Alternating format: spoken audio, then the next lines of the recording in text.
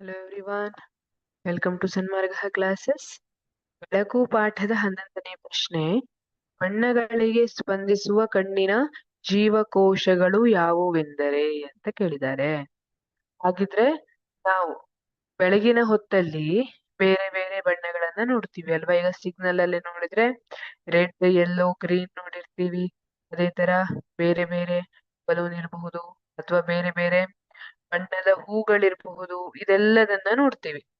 ಹಸಿರು ಗಿಡ ಇರಬಹುದು ಅಲ್ವಾ? ಬೇರೆಯವರು ನಿಮ್ ಫ್ರೆಂಡ್ಸ್ ಎಲ್ಲ ಹಾಕೊಂಡ್ ಬಂದಿರುವಂತಹ ಬಣ್ಣ ಬಣ್ಣದ ಬಟ್ಟೆ ಇರಬಹುದು, ಇದೆಲ್ಲ ನೋಡ್ತೀವಿ.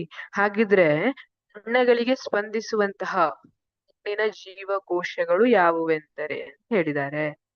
ನಿಮ್ಗೆ ಗೊತ್ತು, ಶಂಕು ಕೋಶಗಳು ಪ್ರಕಾಶಮಾನವಾದ ಬೆಳಕಿಗೆ ಸ್ಪಂದಿಸ್ತವೆ, ಕಂಬಿ ಕೋಶಗಳು ಮಂದ ಬೆಳಕಿನಲ್ಲಿ.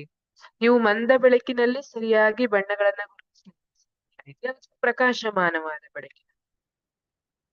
ಈಗ ಉತ್ತರ ಗೊತ್ತಾಯ್ತಂತ ಅನ್ಕೊಂಡ.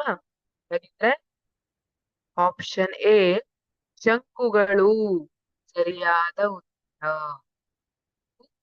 ಬಣ್ಣಗಳಿಗೆ ಸ್ಪಂದಿಸುವಂತಹ ಕಣ್ಣಿನ ಜೀವಕೋಶಗಳಾಗಿವೆ. ಕೋಶಗಳು ತಪ್ಪಾದ ಉತ್ತರ. ಆಪ್ಷನ್ ಸಿ ಶಂಕು ಮತ್ತು ಕೋಶಗಳು ತಪ್ಪಾದ ಉತ್ತರ. ಆಪ್ಷನ್ ಡಿ ವರ್ಣಪಟಲ. ನಿಮಗೆ ವರ್ಣಪಟಲ ಇದು ಜೀವಕೋಶ ಬಣ್ಣಗಳಿಗೆ ಅಥವಾ ಹಿಸುವಂತಹ ಜೀವಕೋಶ ಅಲ್ಲ. ವರ್ಣಪಟಲ ಏನಿದೆ ಇದು ಪಾಪಿಯನ್ನ ಒಳಗೊಂಡಿರುವಂತಹದ್ದಾಗಿದೆ. ಇದರಲ್ಲಿ ವರ್ಣದ್ರವ್ಯ ಇರ್ತದೆ, ಅದು ಕಣ್ಣಿನ ಬಣ್ಣಕ್ಕೆ ಕಾರಣವಾಗಿರ್ತದೆ ಅಲ್ವಾ? ಬೇರೆ ಬೇರೆ ಬಣ್ಣ, ಕಣ್ಣಿಗೆ ಕಪ್ಪು ಬಣ್ಣ, ಕಂದು ಬಣ್ಣದ ಕಣ್ಣು ಅಂತ ಹೇಳ್ತೀವಿ, ಜೇನಿನ ಕಣ್ಣು ಅಂತ ಹೇಳ್ತೀವಿ, ಬೆಕ್ಕಿನ ಕಣ್ಣು, ನೀಲಿ ಕಲರ್ ಕಣ್ಣು, ಹಸಿರು ಬಣ್ಣದ ಕಣ್ಣು, ಇದೆಲ್ಲ ವರ್ಣಪಟಲದ ಕಾರಣದಿಂದ. ಇದು ಬಣ್ಣಗಳಿಗೆ ಸ್ಪಂದಿಸುವ ಕಣ್ಣಿನ ಜೀವಕೋಶ ಅಲ್ಲ.